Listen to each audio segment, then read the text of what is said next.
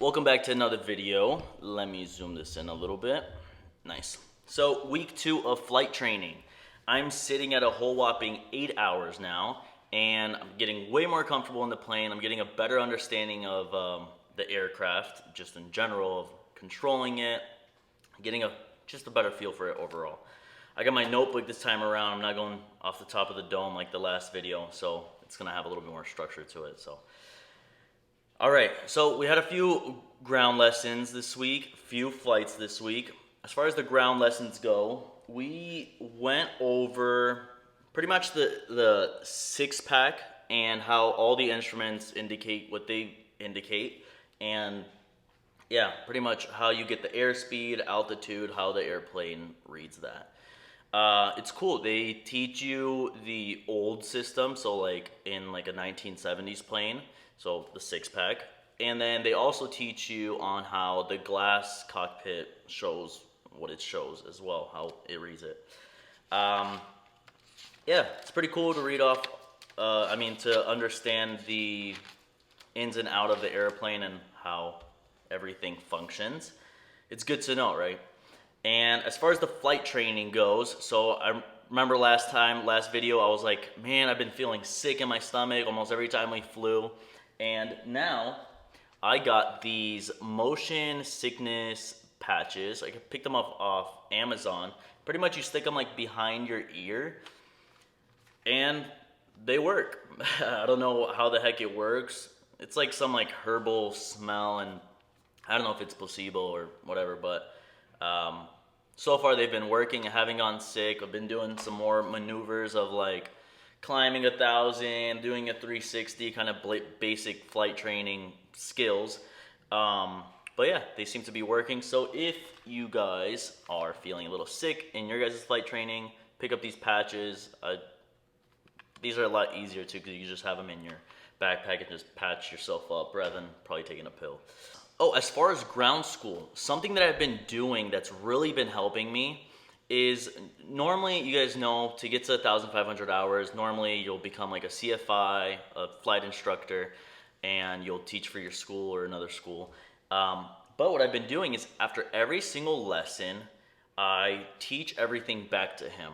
And that's just gonna build good habits on you becoming a CFI. So pretty much every time we go through something, I'm literally just teaching it back to him. That way it just ensures that I have a good understanding of it, and it shows that I have good instructing skills as well. But yeah, that's actually something you guys should really try to do if you guys are in flight training as well. What else? Oh, something that he had me do during my flight, which was super helpful. This was probably by far what everything just like clicked after this. So he had me approach a freeway as if I were to land. So obviously we were getting pretty low, not too low, but yeah, he had me approach the freeway as if I were to land. And one thing I didn't know, maybe just because I'm dumb or whatever, but I didn't know that if you put the throttle all the way down, I was under the perception that if you put the throttle all the way down, that like the engine stops in a way, or like the propeller really slows down, but that's actually not the case. It still goes to about 1,200 RPM, I believe. So now with that being said, I thought that if I put this thing all the way down, like we're about to freaking die, but not the case whatsoever. So when we're approaching, we're probably like, I don't know, maybe 1,000 altitude at this point. I put it all the way down, and you still have such good control of it, and the plane is so slow, and you have such good control, pretty much as if you were to land.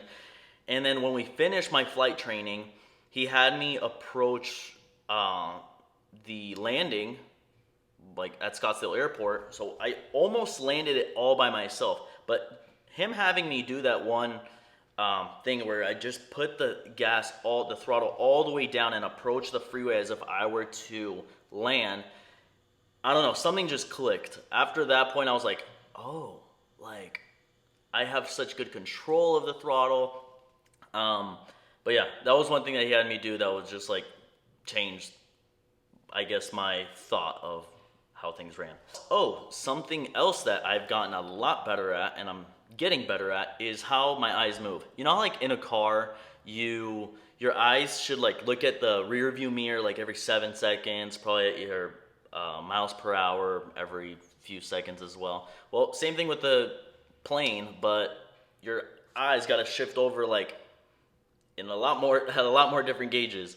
So my eyes have just been moving a lot better. You know, you have to just check for traffic every so often, and then you got to check your altitude, your speed, your climbing speed, like pretty often. You know, so my eyes have just been moving way better. I'm getting a way better understanding of just the plane overall, and I'm happy to say that my instructor is very impressed with me. He said I'm moving along above other students, which is just makes you happy to hear.